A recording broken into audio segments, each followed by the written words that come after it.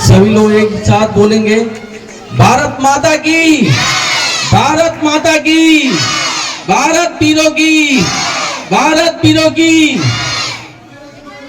अब सभी लोग शांत रहेंगे। मनीषी परंपरा के एवं मूल्यों आदर्शों के ध्वजवाहक भारत के इस महान पर्व 75वें गणतंत्र दिवस के उपलक्ष्य में बाबू ब्रह्मानंद इंटरमीडिएट कॉलेज के प्रांगण में उपस्थित आगंतुक का अभिनंदन, वंदन एवं स्वागत है। मंचासीन विद्वज्जन, शिक्षकगण एवं दूर दूर से आए हुए हमारे चाचा, भैया, बहन एवं मां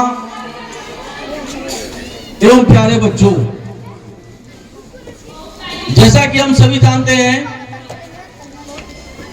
आज गणतंत्र दिवस के रूप में हम सभी लोग उपस्थित हैं। आजादी के अमृत महोत्सव के रूप में मनाए जाने वाला 75वां गणतंत्र दिवस बेशक हमारे लिए एक गौरवशाली दिन है।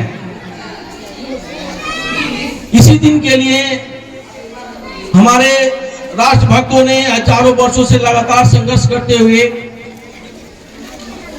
हमारे बीच एक अलग अलग जगाई। हम सभी जानते हैं कि 26 जनवरी 1950 को हमारा संविधान लागू किया गया। संविधान कोई एक ऐसा दस्तावेज नहीं है, कोई एक ऐसा कागज का टुकड़ा नहीं है जो बिना मूल्य का है। वास्तव में स्वतंत्रता के पश्चात भारत के नियम, कानून, व्यवस्थाओं को कैसे चलाया जाए, कैसे सही तरीके से भारत में जो सामाजिक समस्या है, सामाजिक जो विकास के अवसर उपलब्ध कराने की प्रक्रिया है, कैसे स्थापित किया जाए, इसके लिए संविधान में वो सारी व्यवस्थाएं दी गई। यदि संविधान नहीं होता तो जिस तरह से, जिस रूप में हमारे बीच विकास के समान उपलब्ध अवसर हैं, शायद ही मिल पाता। जैसे समाज में पहले जो भी डिस्क्रिमिनेशन था, विषमताएं थी, जो पिछड़े वर्ग थे, जो वंचित वर्ग था, जिनको वो सारी सुविधाएं नहीं मिल पा रही थी, आज बेशक गर्व से कह सकते हैं जो लोकतंत्र की परंपरा भारत में स्थापित हुआ है, जिसके सहयोग से ग्रामीण क्षेत्र में दूर दराज स्थित जो लोग हैं, जो वंचित हैं, जो गरीब हैं, उनको वो सारी व्यवस्थाएं भारत के द्वारा प्रदत्त वो सारी व्यवस्थाएं उपलब्ध हो रही हैं। बेशक उसी संविधान का देन है। यदि संविधान नहीं होता तो आज हम उसी रूप में रहते जैसे 100 वर्ष पहले स्थापित था। समाज में डिस्क्रिमिनेशन, विभेदीकरण जिस तरह चल रहा था, वो आज उचित रूप में होता। भारत जब स्वतंत्र हुआ था, उन स्वतंत्रता के पश्चात बेशक जो हमारे वीर सपूत रहे, एक समाज में सामान्य न्याय की संकल्पना स्थापित करने का प्रयास किया। समाज में एक ऐसी व्यवस्था स्थापित करने के लिए उन्होंने अपने प्राणों की आहुति दी जो समाज के सभी वर्गों को समान अवसर उपलब्ध करा सके, और उसी का देन है आज, चाहे वो विज्ञान का क्षेत्र हो, चाहे वो कृषि का क्षेत्र हो, चाहे वैज्ञानिक हो, हर क्षेत्र में भारत विश्व मंच पे अपने नए रूप में आ गया है, एक महाशक्ति के रूप में उभर रहा है। और हमारे जो यशस्वी प्रधानमंत्री जी ने घोषणा किया है, भारत 2047 तक पूर्ण रूप से विकसित राष्ट्र बनने का जो कार्यक्रम अपनाया हुआ है, हम उसको पाकर रहेंगे। आज उसी संकल्पना को प्राप्त करने के लिए भारत अपने विभिन्न आयामों में धार्मिक रूप से भी बहुत सारे ऐसे समाज से जुड़े हुए एक्टिविटीज हैं, उनको भी सरकार जीर्णोद्धार करा रही है, उसमें भी विकास करा रही है। वैज्ञानिक रूप से भी हम देखें तो बेशक हम चांद पे पहुंच चुके हैं। जो आज 20 साल पहले 25 साल पहले भारत को कोई पहचानने वाला नहीं था, आज पूरे विश्व में भारत के प्रधानमंत्री को, राष्ट्रपति को बड़े सम्मान के दृष्टि से भारत राष्ट्र के जो व्यवस्था है उसको बड़े सम्मान के दृष्टि से लोग देख रहे हैं। आज बेशक विश्व मंच में हमारी स्थिति बड़े मजबूत हुई है। ये सब कहीं न कहीं हमारे समन्वित व्यवस्थित एक स्वर्णिम संविधान के कारण ही संभव हो पाया है।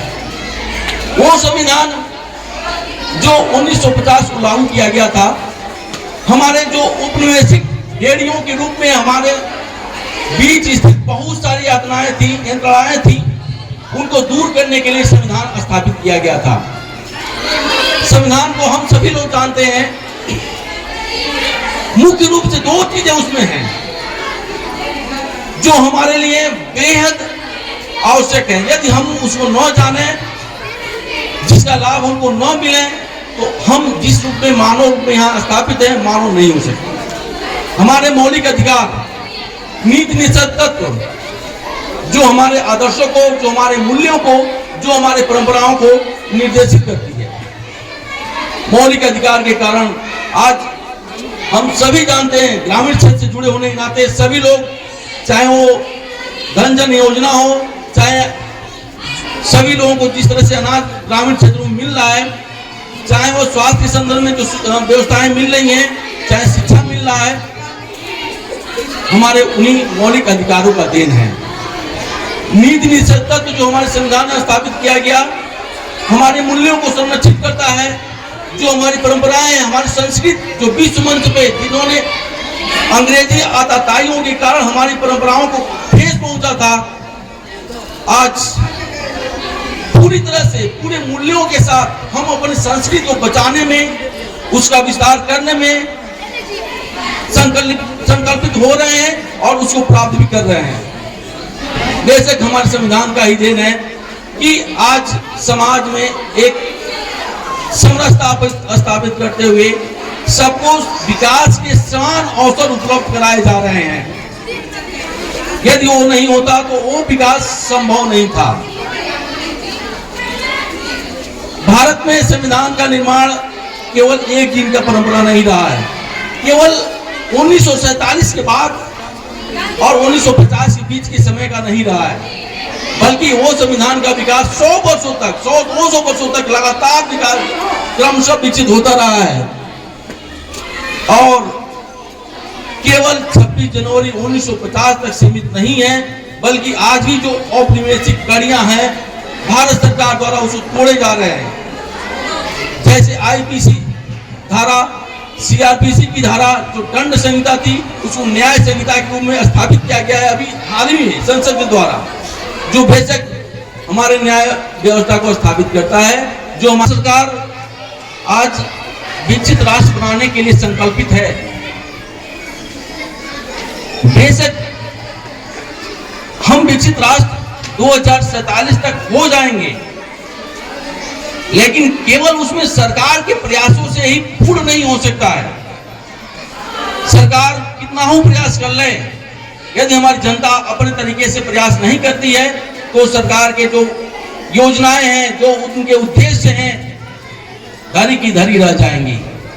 उसमें आज सबसे महत्वपूर्ण हो गया है कि जो जनमानस भारतीय लोकतंत्र की व्यवस्थाओं का उपयोग कर रहा है, भारतीय लोकतंत्र की व्यवस्थाओं का लाभ उठा रहा है, बेशक उसी रूप में हम सरकार के सहयोग में प्रयास करें। सरकार का सहयोग हम कैसे कर सकते हैं? सरकार के सहयोग में कुछ न करें, केवल अपना विकास करें, अपने क्षेत्र का विकास करें, अपने ग्राम विकास करें, ग्राम का विकास करें, अपने समाज का विकास करें। क्योंकि एक एक आदमी के मिलने से परिवार बनता है, परिवार के मिलने से समाज बनता है और समाज के मिलने से राष्ट्र निर्माण होता है। हम केवल अपना ही विकास करेंगे तो भी हम राष्ट्र का विकास कर रहे हैं। इसके लिए हमारी व्यवस्थाओं में एक आदर्श प्रस्तुत होना चाहिए। हमको हर तरीके से विकास करने के लिए कहीं न कहीं कुछ ऐसी बातें हैं जिसकी आवश्यकताएं हैं। सबसे पहले विकास तभी हो सकता है, किसी भी क्षेत्र का विकास तभी संभव है जब वहां की शिक्षा व्यवस्था बेहतर होगी। यदि शिक्षा व्यवस्था में त्रुटि है तो कहीं न कहीं हम न तो अपना विकास कर सकते हैं और न ही अपने किसी भी एक्ट से सरकार का सहयोग कर सकते हैं। क्योंकि लोकतंत्र की सफलता के लिए बेशक शिक्षा महद ही आवश्यक है। लोकतंत्र तभी सफल हो सकता है जब हमारी जनता, हमारे राष्ट्र के कर्णधार, राज्य के निर्माणकर्ता शिक्षित होंगे। यदि शिक्षित नहीं होते हैं तो अपने अधिकारों को नहीं जानेंगे, अपने वोट के अधिकारों को नहीं जानेंगे, अपने अन्य जो सुविधाएं प्राप्त होने वाली व्यवस्थाएं हैं उसको नहीं जान पाएंगे, जिसका वो लाभ नहीं उठा सकते हैं। और यही कारण है कि उस क्षेत्र का विकास सही तरीके से नहीं हो सकता है। बेशक क्षेत्र के विकास के लिए हमको शिक्षा की आवश्यकता है, और यदि हम शिक्षित होते हैं तो कोई भी ऐसा कार्य नहीं है जिसको हम स्वयं न कर सकते हैं। हमको किसी की आवश्यकता नहीं है, हम हर कार्य कर सकते हैं। क्योंकि आज लोकतंत्र में जिस तरह की व्यवस्थाएं उपलब्ध कर दी गई हैं, केवल एक सिर्फ और सिर्फ शिक्षा की आवश्यकता है। यदि हम शिक्षित हैं तो हर क्षेत्र में स्वयं जाकर कोई भी काम कर सकते हैं। और आप लोगों के बीच में हम कोई अलग नहीं है। आप लोग हमको उदाहरण के रूप में देख सकते हैं। हम आप ही के छोटे भाई हैं, छोटे बेटे हैं। हम छोटे एक समाज में जो नवयुवक के रूप में यहाँ से यही जुट कर गए हुए हैं, और बेशक हमने एक छोटा एक प्रयास किया है। हम चाहेंगे जिस उद्देश्य की पूर्ति के लिए हमने प्रयास किया है, आप सभी लोग केवल अपने, हम नहीं कह रहे हैं कि आप दूसरे का सहयोग करिए, अपने घर में अपने बच्चों को बेहतर तरीके से शिक्षा प्रदान करें। यदि बच्चे शिक्षित होंगे, जैसा कि एक कहावत कहा गया है, तात्कालिक लाभ करना हो, तात्कालिक लाभ लेना हो तो व्यवसाय करिए, 100 वर्षीय लाभ लेना हो पेड़ लगाइए, 1000 वर्षीय लाभ लेना हो, कई पीढ़ियों तक लाभ लेना हो तो अपने बच्चों को शिक्षा दीजिए। यदि आप शिक्षित करते हैं तो केवल एक पीढ़ी नहीं, कई पीढ़ियां सुधर जाएंगी। जब इतना लाभ एक शिक्षा के अंतर्गत है तो क्यों न हम शिक्षा को पूरी तरह से तन्मय से बढ़ावा देने का प्रयास करें। बहुत सारे बच्चे, लग रहा है समय ज्यादा हो चुका है, बातें बहुत सारी हैं जिसको समय समय पर हम आपके बीच आकर आपसे बातें चर्चा करते रहेंगे। यदि कोई सुझाव होगा तो आप लोग भी हमें दे सकते हैं, जब भी चाहे तब हमसे बात कर सकते हैं। हम तो आपके बीच के हैं, कहीं अलग नहीं है। चाहेंगे कि सभी लोग विद्यालय जिस रूप में स्थापित हुआ है, क्षेत्र के शिक्षा के विकास के लिए विद्यालय का स्थापना किया गया है, आप सभी लोग अपने बच्चों को शिक्षित करें और राष्ट्र के विकास में सहयोग करें। इन्हीं वाणी के साथ हम विराम देना चाहेंगे और सभी लोग निशान वितरण के बाद ही जाएंगे। थोड़ा सा धैर्य और जैसे अब तक बनाए रहे, थोड़ा सा और धैर्य बनाएंगे, उसके बाद फिर जाएंगे।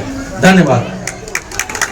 भारत माता की, भारत माता की, भारत वीरों की, भारत वीरों की। धन्यवाद।